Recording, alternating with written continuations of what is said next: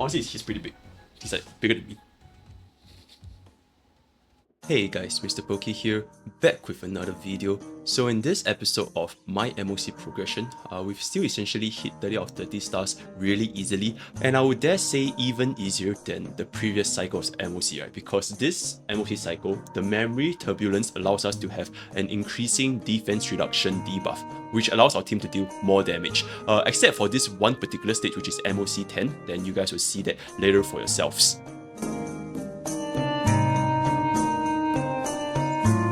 Just a little forward for my unit development, everything that you see here right now, they are recorded as of today. But the time when I did my MOC was a few days ago, so expect some reduced quality in the runs earlier on. But right now my units are generally at around this level of strength.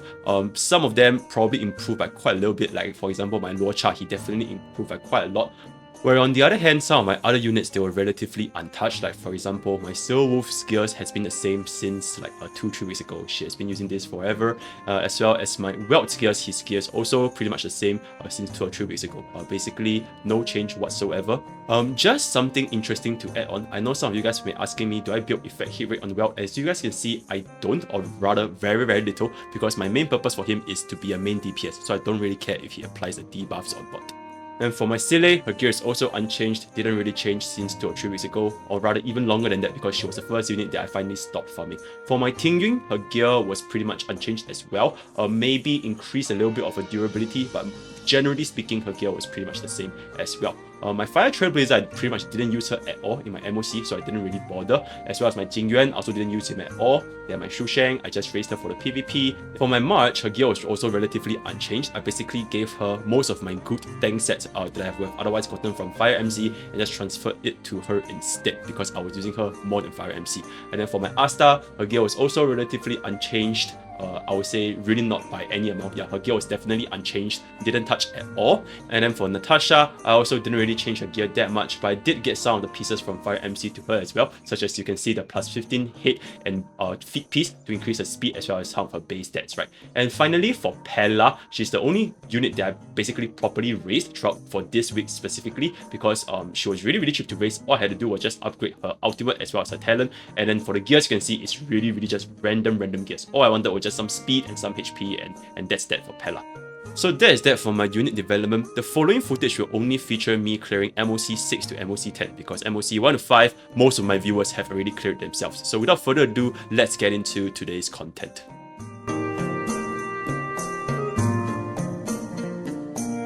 For the first phase of MOC 6, I decided to run Welt, Tingyun, Luocha, and Pella because for this stage, both elite, they are weak to imaginary, lightning as well as ice, right? So I've suited basically every single one of their weakness.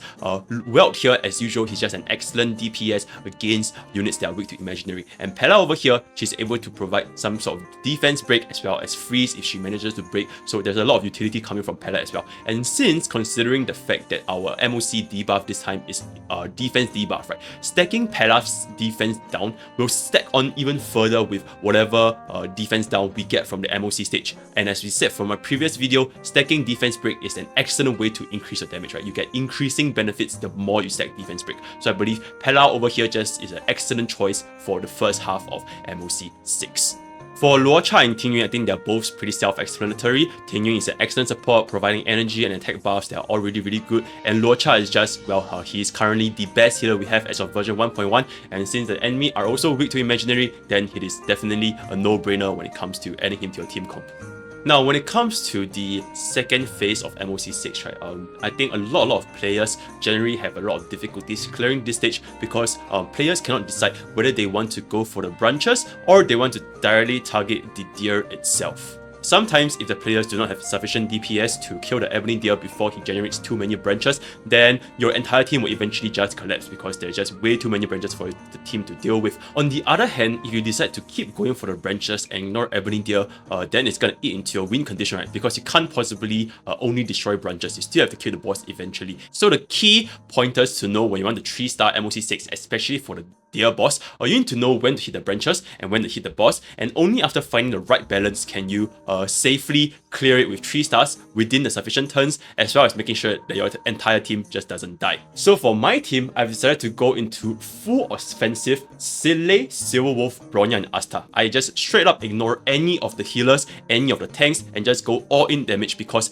from my perspective, right, as long as I can get Sile to deal enough damage to literally one-shot the tree bunch instantly, then it's basically going to reduce a lot of our healing pressure. Like, we don't really need that much heals and tanks if our Sile can always one-shot the branch. Because one important thing to keep note is the deer itself, right, sometimes it just summons branches, so it actually doesn't do that much damage to your team. The majority of the deer's damage comes if you're unable to clear the branches, and then there's going to be a special interaction where if one of the golden branches lives, then it's going to deal a ton of AoE damage. But if our Sile can consistently one turn kill the branch, then she can use her resurgence to chip away at the boss health, right? So that is the whole idea of how I built my team for Ebony Deer. Give Sile as much damage as humanly possible for her to kill the branches in one turn, and then the rest of the turns, just give it to the deer.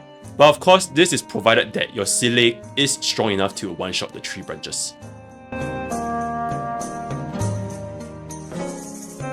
For MOC 7 first half, I decided to use my all-offensive Sile comp again with Pella, Bronya, Asta, and Sile. So this allows my Sile to just output the maximum amount of damage to basically bypass the need of a healer or tank. And this kind of just goes back to my previous pointers in all my videos where I say healers and tanks generally get outclassed more often because the moment your relic is strong enough for your team to just kill the enemies without taking any damage, then there really isn't much need for you to have a healer or tank in your team. As seen from the first phase of MOC 7 where my Sile is just so strong they just kill everybody in like 1 or 2 hits, and my team pretty much just didn't take any damage. And keeping in mind that my gears are really not that strong, right? Like, if you guys can remember, my Sile's gears are literally like not even 70% crit and not even 120% crit damage. And even with a Sile of this degree of development, I'm still able to pretty comfortably do like 0 turn or 1 turn clears without using healers. So I think that the relic strength required for us to not use healers in an MOC stage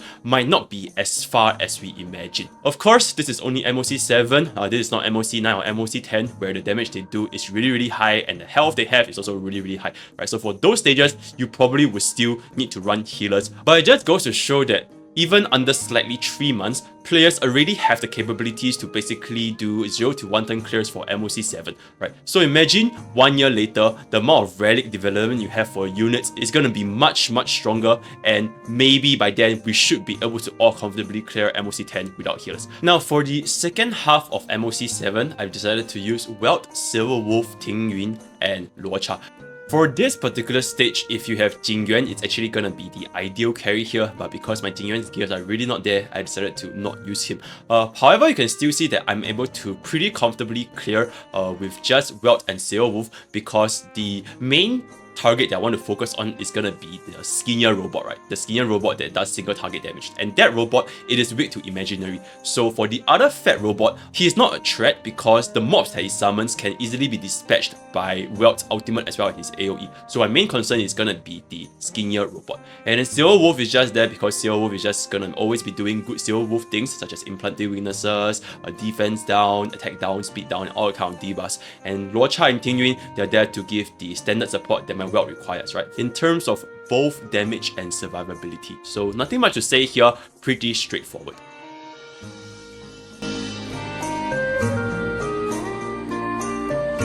For the first half of MOC 8, I decided to go with Luocha, Welt, Ting Yun, and Pella, right? So this team is very similar to my previous teams where basically I use Pella, Ting Yun, and Luocha to ensure that my Welt has enough DPS as well as enough sustainability and just go ahead and clear all the enemies. One thing I want to point out over here is the second part of the first half, right? There is this boss that summons the Mara's stricken soldiers, which basically revives and he does sort of self-healing. So Pella and Luocha will be excellent here because both of them have some sort of dispel so that the summons that he summoned will no longer have an extra life, and this will help your team clear a lot faster.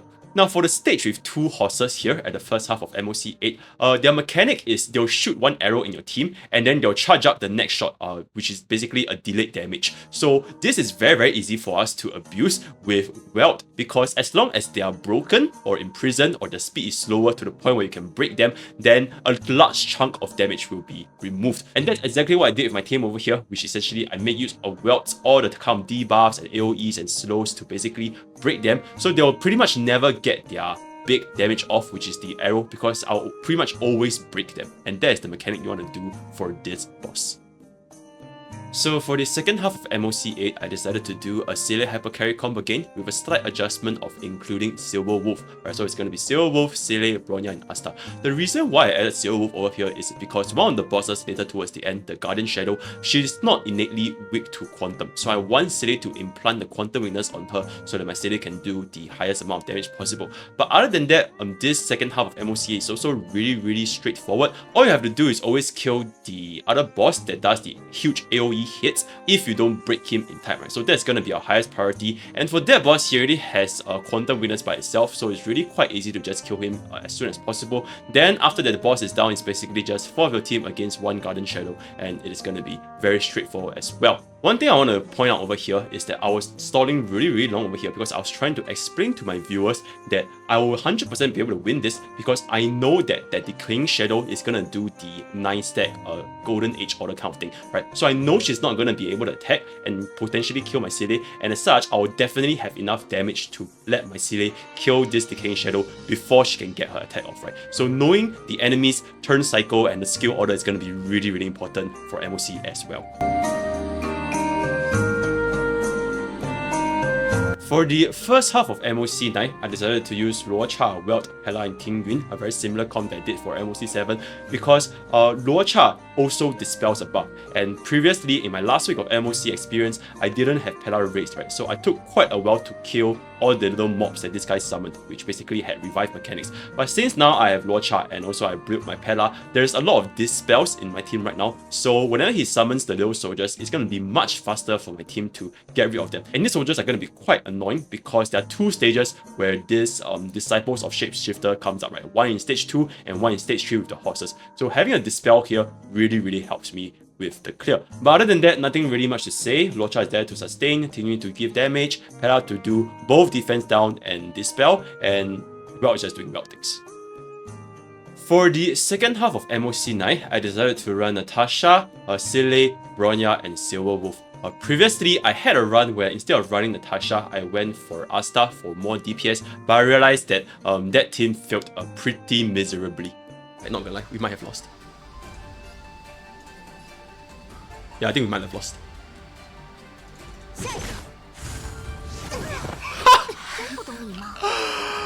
Yeah, so this just goes to show you can't really be too greedy, especially for the later MOC stages, right? Like MOC 9, MOC 10, the bosses are really gonna hit very hard, and their health pool is also really high, so it's quite unlikely that your Seele can one-turn clear them, unlike the previous earlier MOC stages. So with this team, with Natasha instead of Asta, my team has a lot more durability now, and even if the Cocolia were to get off some of her out, or some of her freeze, or something, whatever, if anything goes wrong essentially, my Natasha will be there to help my team survive, and that's gonna be a huge factor in making my runs more consistent, right? Because at the end of the day, we want to kill the enemy with a set amount of turns without anyone dying, right? That's a condition for 3 starts. So don't need to be too greedy and just make sure that you can clear it with your own pace.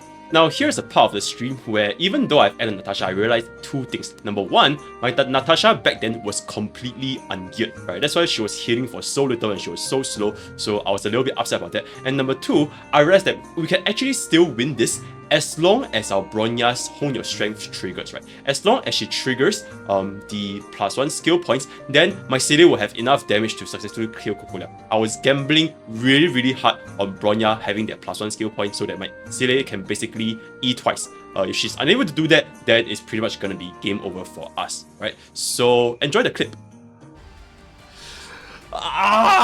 You know what? I'm gonna catch up. Screw it for the content. If we win Bronze 50-50, I think we win. Screw it. Okay, please.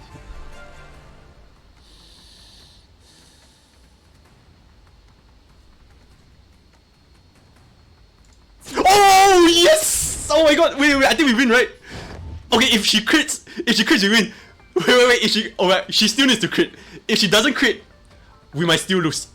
But we have 5 stacks of entanglement though, so it's possible. Alright, we have 5 stacks of entanglement, so this at the 5th stack is gonna do a ton of damage, right? So okay, go. I mean, if she crits here, then that would be ideal. If she crits, we 100% win again.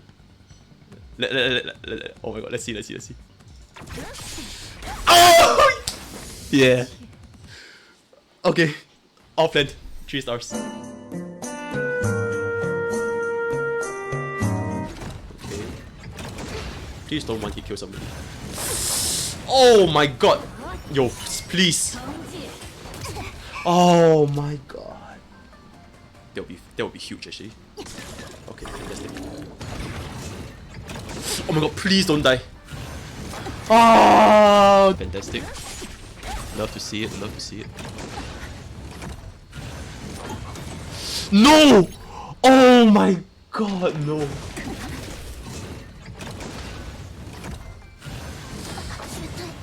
I'm done. I'm so done. I'm so done. I'm so done. I'm so done. I'm so done. So as you guys can see, I've severely underestimated the damage that MOC 10 Phase 1 can do, especially the robot. If the robot aims the same guy twice, the ally is definitely gonna be in the red health, and if I don't have any heals to bring my ally back up to full, then it's very likely that the 3-star run is just not going to be possible. Also, when I was doing MOC 10 back then, my Luocha didn't even have his A6 trace unlocked, right? Which basically led to him getting crowd controlled to death, which led to my failed run with Luocha again. But eventually, after a while, I managed to break out of it, and this is my clear video, where essentially I used the same thing previously, just that my Luocha now has his A6 unlocked. So I used Luocha, Sile, Tinyun, and Bronya, right? So for Tinyun and Bronya, they're basically the hyper supports for my hyper carry Sile, and for her to deal tons of damage. This particular run, my Sile finally managed to land some very nice crits that would otherwise not be landed during all my previous runs, right? So for you can see over here, the second phase of the first part of MOC 10, I managed to clear pretty smoothly because my Sile finally decided to crit. Right, so that's one major factor. Then for the last part of MOC 10 Phase 1, I really just needed to pray that my Luocha doesn't get crowd controlled again, and as long as we have the sustain from Luocha as well as enough nice crits from Sile, then we should be able to clear this very nicely. The hardest part of this run, I would say, is definitely getting rid of the robot, because once the robot is dead, then a large amount of pressure from the team won't be that bad anymore, because the goldfish is the one that really gets you, right? Because they have AoE team damage as well as defense break. So if the goldfish manage to land any hit on your team, then you're really going to be taking tons of damage. And like I said just now, getting nice crits with this run is absolutely crucial, because if your Sile just repeatedly refuses to crit like what my Sile is doing, then you're really going to be missing a lot of damage. And the more damage you miss out, then the longer it is going to take to kill the robot. But the moment your Sile can start having some nice crits, then the run should be a-okay. For the last part of MOC 10 and also the last part of this entire MOC, I would say it's actually a lot easier, because I'm basically using this cheese comp with Natasha, March 7, right? Because both of them are cleansers, so no matter who Kafka is going to dominate, right, you're always going to be able to cleanse. And because Natasha and March, they're both innately sustained characters, right? March has a lot of shields, Natasha has a lot of heals, then my Welt and Steelwolf can just slowly chip away at Kafka. So this part of the stage is honestly a lot easier. You can probably play this and full auto and it shouldn't be an issue, just because of how tanky this team is. The only downside that I can think of with this cheese comp is that you might not have enough turns to clear with 3 stars, right? So you really needed your first phase of MOC 10 to be cleared in as few turns as possible, so that you can allocate way more turns in this part of MOC, because believe me, it'll really take a lot of turns. You can probably go grab a coffee, make a meal, and the run is still not done, just because of how slow but steady this comp is. So that's all for my MOC progression with this week. I would say generally speaking, the earlier stages are a lot more easy, especially if you have the damage, then you can go ahead and clear them. But towards the later stages, then it gets a little bit harder, right? Because you need to still sustain, and the boss will definitely hit for more as compared to the previous MOC debuffs. I think generally speaking, the harder stage is still going to be MOC 10, but it's going to be MOC 10 Phase 1. I think for that stage, you really need to line up your crit RNGs and the enemy targeting RG, and it's definitely harder as compared to Kafka, right? Because as long as you have enough sustain, then Kafka isn't really that big of a deal, which is very similar to Limited Universe Kafka, right? So that's all I have for today. I'll see you guys next time. Take care.